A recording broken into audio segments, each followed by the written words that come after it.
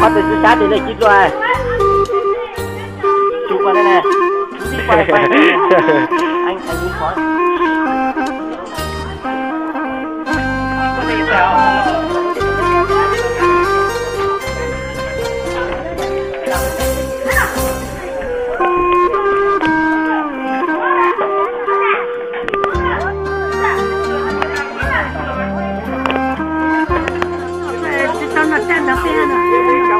Lấy chưa?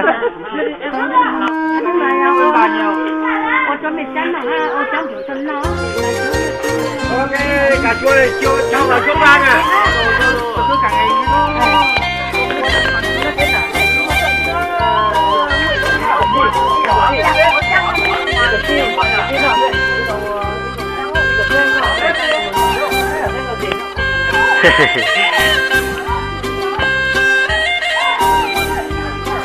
hả? Từ từ à? Sợ nó không nguội là tí nó ấy đây nhá. Không cứ cho bên cạnh không cần vào bên cạnh thôi.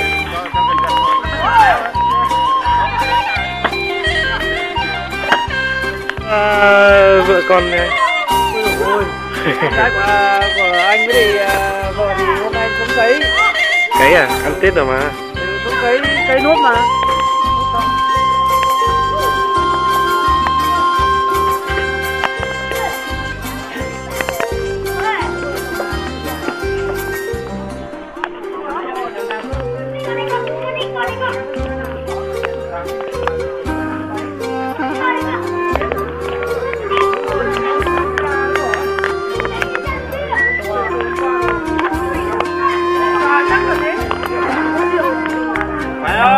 Đấy này lấy cái khác nữa để thái chứ đừng đợi này.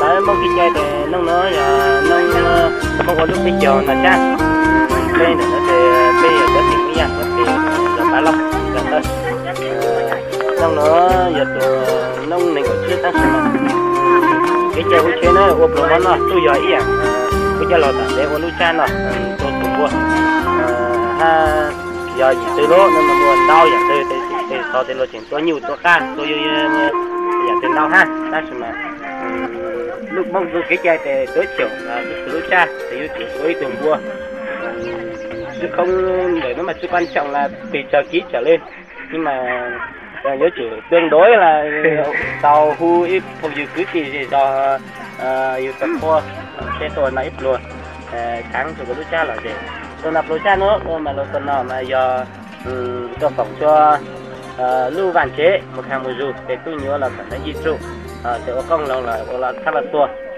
có lên con lên bắt cháu tin lão này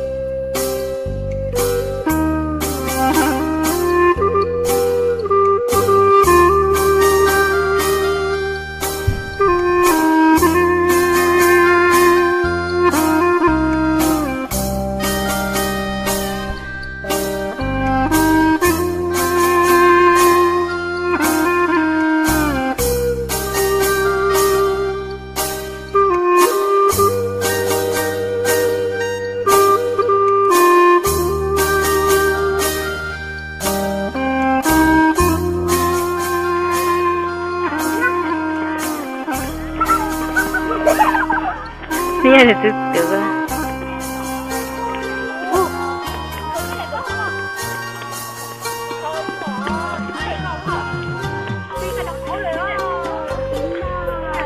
hả?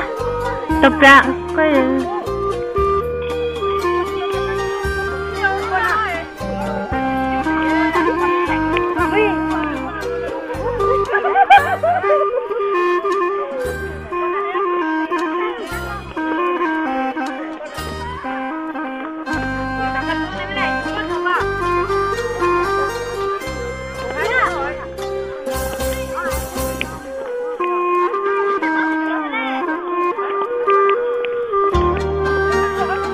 có có khám cho chế độ giờ đây có qua mai tiếp tục nữa này